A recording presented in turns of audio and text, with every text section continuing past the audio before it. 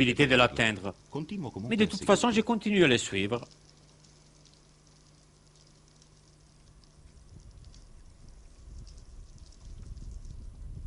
Peut-être cette fois-ci, j'ai à peu près deviné la zone où il va se cacher.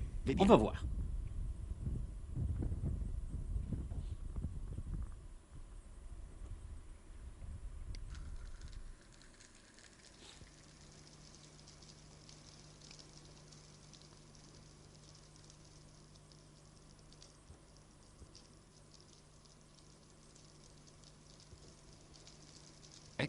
Les voilà, effectivement, ils rentrent lentement dans les trous.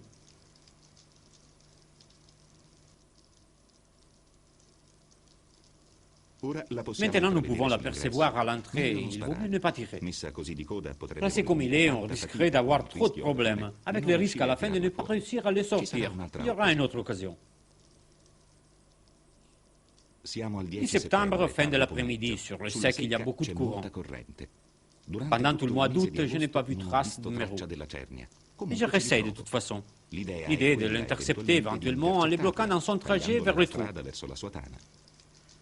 Dans la première partie du parcours, j'essaie de rester couvert par les perrons rocheux, en espérant ainsi de ne pas être vu. Je sors du coin et tout de suite, je ne le vois pas. Puis je regarde plus haut et les voilà, juste quelques mètres plus haut de l'habituel.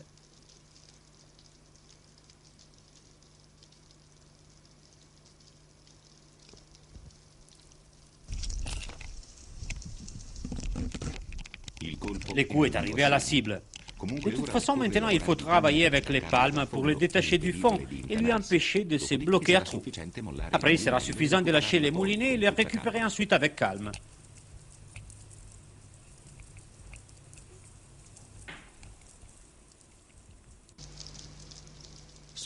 Si on les soulève du fond très vite, les Mérou exactement comme il arrive au plongeur, il va en embolie. Il perd presque complètement sa capacité de réaction. Cette fois-ci, tout a été si facile et j'ai donc un doute. Est-ce qu'il s'agissait vraiment du même Mérou? On ne sait pas, parfois il suffit qu'il digère un gros poulpe pour ralentir ses réflexes. Et ça arrive même aux plus malins des poissons. La capture d'un Mérou effectuée avec un tir hors trou offre aux pêcheurs une satisfaction unique. Nous devrons sans doute mettre en compte la possibilité de nombreuses défaites, mais le fait que le poisson ait beaucoup de possibilités de s'échapper rend plus incertaine et donc plus stimulante cette pêche. Un avantage incontestable de la pêche à la coulée est que même avec des proies de tout respect, un seul plongeon est presque toujours suffisant pour arriver à la capture, tout en évitant ainsi des fatigantes et souvent dangereuses montées et descentes.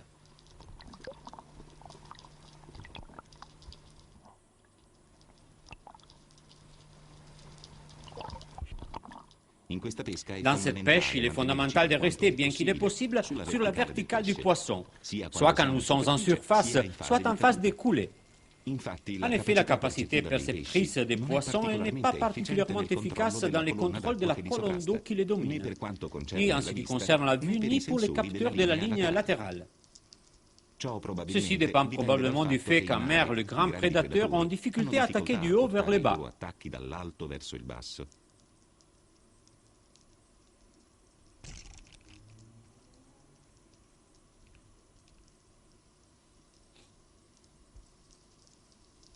En conséquence de cette capacité limitée de voir vers le haut, il peut arriver que ce soit les poissons mêmes qui viennent à nous, en rendant plus facile notre approche.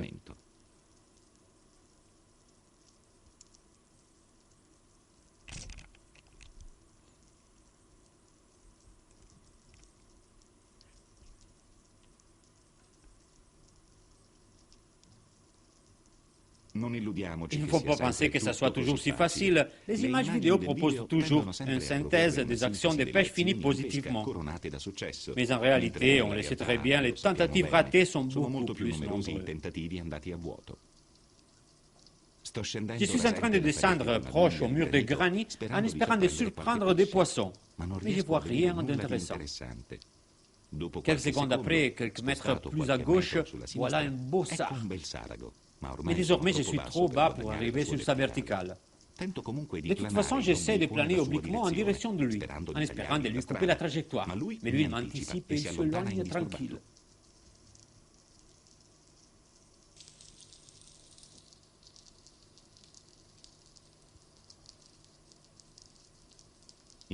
Dans ce cas-là, nous verrons un comportement de défense commun à presque tous les poissons.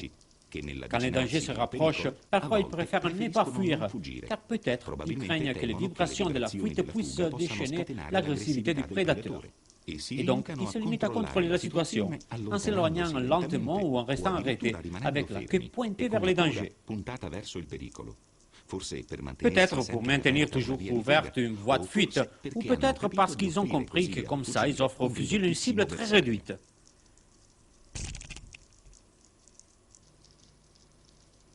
Quelque chose de similaire va se passer avec ce sar. En descendant très lentement, j'arrive très près de lui, mais il se présente de côté et je crains de le rater. Dans ce cas-là, la difficulté de viser n'est pas seulement due au déplacement du poisson, mais plutôt au continu mouvement du pêcheur.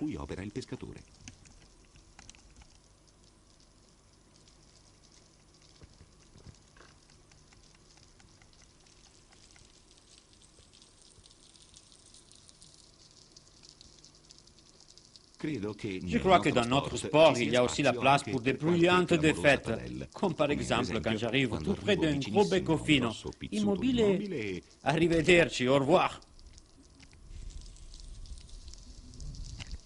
Les erreurs aussi peuvent nous apprendre beaucoup. Par exemple, que ce n'est pas toujours un avantage d'arriver trop près de la proie. Dans cette situation, tout le changement de direction du poisson peut nous mettre en difficulté.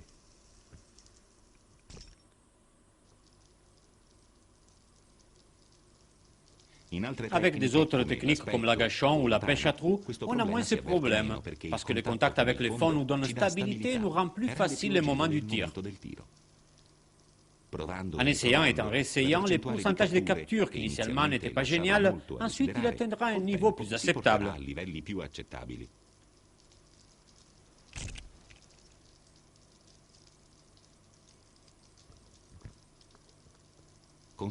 Considérez la pauvreté de notre mer. Je me rends compte qu'il n'est pas facile d'avoir beaucoup d'occasions pour faire expérience. Une bonne façon pour nous entraîner en réalité existe. Elle s'appelle soupe. Ce poisson, en effet, peut devenir notre sparring partner idéal.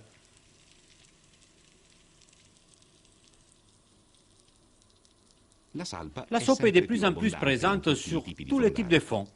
Grâce soit au trophisme des eaux qui a favorisé le développement des algues dont elle se nourrit, soit à la diminution de ses prédateurs naturels, et surtout au fait que ces viandes se détériorent très vite, en les rendant très peu intéressants pour les pêcheurs professionnels.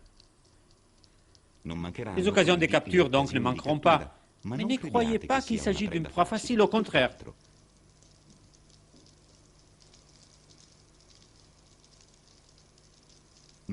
Il ne suffira pas de vaincre la méfiance naturelle de chaque poisson, pris singulièrement, mais on aura normalement quoi faire avec tout le banc.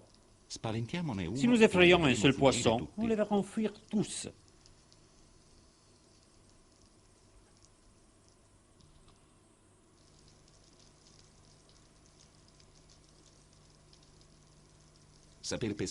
Le fait de savoir pêcher ces poissons, il est peut-être utile pour ceux qui veulent faire de la compétition. En effet, beaucoup de compétitions importantes ont été gagnées grâce aux sauts capturés.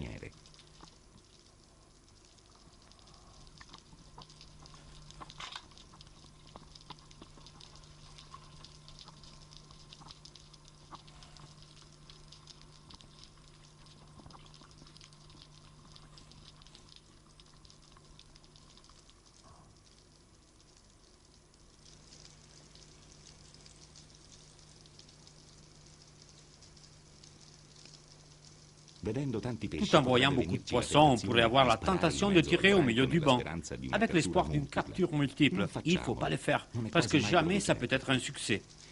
Par contre, si on vise un seul poisson, on a beaucoup plus de possibilités d'arriver à la cible. Et peut-être avec un peu de chance, on arrive à faire une double. Mais pourquoi on devrait capturer quelque chose dont on ne sait pas quoi en faire? Juste observation. Il ne faut jamais inutilement prélever de la mer ce que nous ne pouvons pas utiliser. Mais il ne faut pas s'inquiéter. Les problèmes n'existent pas. Non seulement la soupe est comestible, mais en plus ces viandes sont très agréables. Il suffit de respecter deux règles fondamentales. La vider au moment de la capture et la manger rigoureusement dans la même journée. Je sais bien que ma déclaration rencontrera le scepticisme de beaucoup de monde.